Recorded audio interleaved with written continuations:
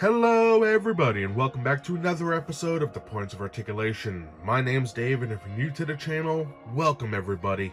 Today I'm looking at the Star Wars Titanium series Firespray Interceptor, released in 2007.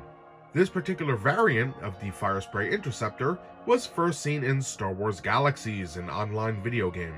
Now, the actual name of this particular vessel is called the Firespray 31 Class Patrol and Attack Ship, or Interceptor, so not too far off from what the packaging stated.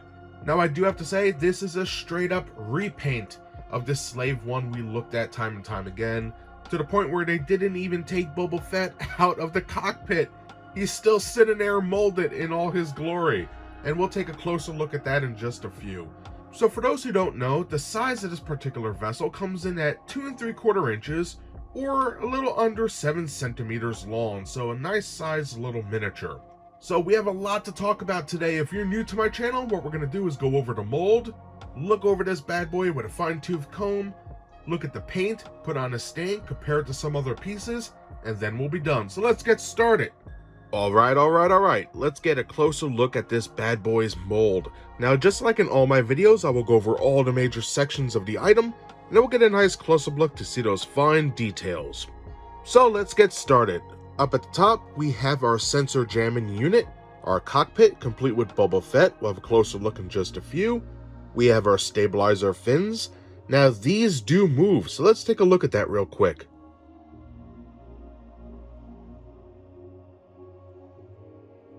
Awesome. Now moving down, we have this section here, which is filled with different types of concussion missiles, proton rockets, more laser cannons, all that fun stuff, including a sensors array. Coming down to this part, we have our twin laser cannons. Now, as you saw, it does move and they do rotate, so let's take a look at that.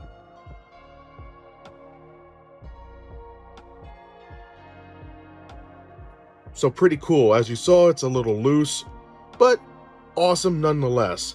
Now, turning it this way, right up here, we have our entry ramp. So in the show and films, this all opens up and our characters can go right up in there. This only fits one person in there, as you can see. But as we saw in Attack of the Clones and in the new canon, this can actually fit about 3 different people in here, and it has like a secondary deck right here for observation. So really cool. This ship is massive. Turning it around, we have 2 screws holding it together, 2 peg ports right here, copyright crap on the bottom, beautiful molding, and then we have our engines, and right about here is where our seismic charges come out. So all in all, a fantastic looking miniature. So now let's get a closer look. Alright, let's start our closer look looking at the aft or bottom of the ship, which however... Alright, let's start our closer look looking at the aft of the vessel, or bottom, depending on how you pose it. So right here we have our screw, 2 of them, peg ports for our stands, which look pretty nice. This one's a little loose, but we'll talk about that later. We have 2004 for our copyright crap, so you could see when they started making this. And believe it or not, this type of model right here was actually part of the Micro Machines diecast line in the 90s. So this is one of the originals. But very nice. Look at this engine section. Looking fantastic. And here's the best part. Nothing is flat. Look at the detail in there. That is what I'm talking about. That is some amazing stuff. Everything's all recessed in this shell, or the skirt section, if you will. And you can see it's all like raw metal. I love it. And there is some black wash in there as well. Beautiful. That's why I love the titanium line. They did not skimp with the paint.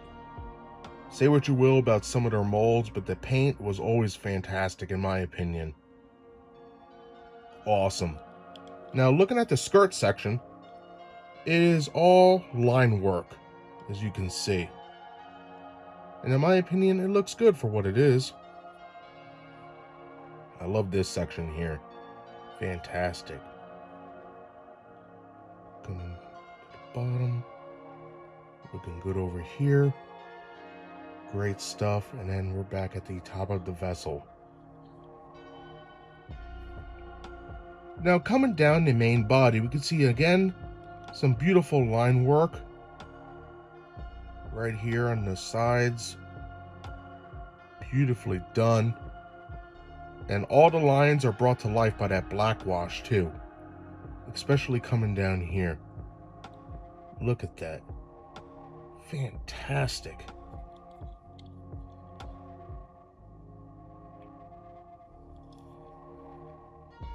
And coming down the main center, looking good. Our twin laser cannons are molded nice, very loose, but they are there and they do look good. And underneath, you can see some beautiful detailing, another screw, and some nice detailing on the bottom. Very cool. Now, one thing I do want to bring up is Boba Fett. Now, we do have translucent plastic here, which is pretty cool. Mine's a little scuffed up, but looking in there, we can see some great detailing for the cockpit. Little bench right there. Little side here. Controls with some fist. And then there's Boba Fett. There he is. Pretty cool, right? Sick.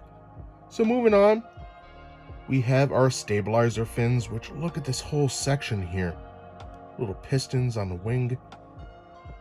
Looking amazing. I just love the work on here. The same goes for this one. They're basically the same. They're identical. You can see the tops. Looking good. And the bottoms, again, molded pretty damn well. And they do rotate. So you can see the back like that.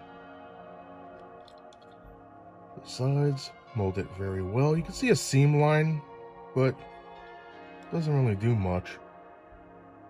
Doesn't take away from the mold at all. Just a really cool piece. I like this quite a bit. Nice.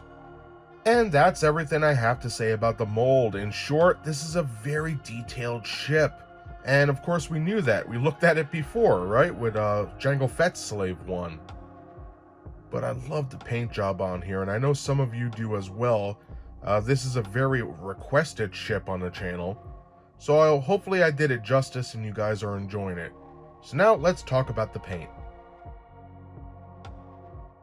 Alright, looking at the paint on the Firespray Interceptor, this bad boy has about 6 different colors, believe it or not. It may not look it, but trust me. We have silver, gold, maroon, black wash, which fills in all those nooks and crannies and really adds detail to this piece. Then we have some yellow on the sides of the vessel in the front. And finally, there's some sort of gloss on it that really brings this shininess or metallic hue to the whole thing to life. And I just love the paint scheme on here. It seems very simplistic, you know, raw metal with different paints added onto it, but it works amazingly in my opinion. What do you guys think? Let me know in the comments below.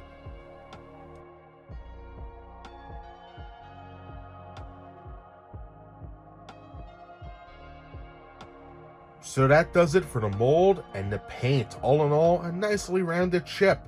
So now let's put this on a stand and compare it to some other pieces. Now, just like all titanium vessels, it does come with a cool stand with a pylon and peg. And then on the back of our vessel, we have not one, but 2 peg ports. So for the first one, you can take your stand, plug it in like so. And just like that, the Firespray Interceptor is in landing mode, and it looks great. But that's not all. If you want to spice it up on your shelf, and let me get a different stand because this peg port right here is a little loose, you can take the stabilizer fins, put them into flight mode, take your stand, put it in like so, fix the guns, and just like that, again, you're good to go. And now looking at a size comparison with the Star Wars Titanium series Firespray Interceptor seen in the center, I have it next to some other diecast vessels. First, on the right hand side, we have the Titanium series Houndstooth, which is a very interesting vessel piloted by bounty hunter Bosk, so really cool. And on the far left hand side, we have the Hot Wheels Slave 1, looking good, or Boba Fett starship. Anyway, it's Slave 1, whatever. Anyway, all these ships look awesome in their own way.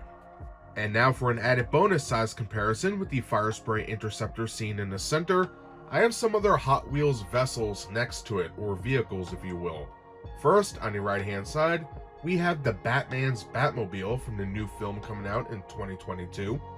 And on the left, we have the X-Men's X-Jet, which looks fantastic in my opinion. Now, if you're interested in seeing reviews of any of these ships I showed today, check the links in the description below. And that does it today for my review of the Star Wars Titanium series Firespray Interceptor, released in 2007. This is a great ship. Yes, it is a repaint of Slave 1, a ship we've seen time and time again on my channel, but I love it nonetheless. For the pros, this has a fantastic mold for the time period. It even stands up today. It is almost perfect. I love the line work, especially the work on the engine section. Everything on there is perfect in my opinion. I also like the moving parts. We have stabilizer fins that also can rotate, and we have our laser cannons, which can spin all the way around, and that's amazing. Now, having said all that, I do have two gripes with the mold itself. First is the twin laser cannons. They are extremely loose, and that's been a problem for all the variants of this particular ship that I'm aware of. My other gripe is on the aft section or bottom, we have our two stand ports. Now, the one that makes it seem like it's landing, that one works fine. You know, it's firm, it hugs the peg, it's great. But the peg port that allows you to have an in-flight mode, like you see before us, is very loose. Now, that was like that when I bought it all those years ago. So if you're looking to get one of these, just be mindful that yours might be loose as well.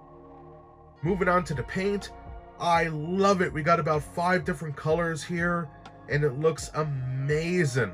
I just love the maroon, the gold, the silver, that wash, the gloss, and a little dab of yellow here and there. You know, just amazing stuff. It really stands out with the collection, and it pops. And that's what it's all about when you're trying to show these off on a shelf or cabinet. And being a titanium ship, it does come with a nice stand to help it blend in with the rest of the collection, which I'm a huge fan of. And that's everything I have to say today about the Firespray Interceptor. I hope you guys at home enjoyed this video. If you did, smash that like button. And if you'd like to see new videos every week, subscribe. Again, thank you so much for taking time out of your busy schedule to watch my content. I greatly appreciate it, and I hope to see you next time. Bye, everybody.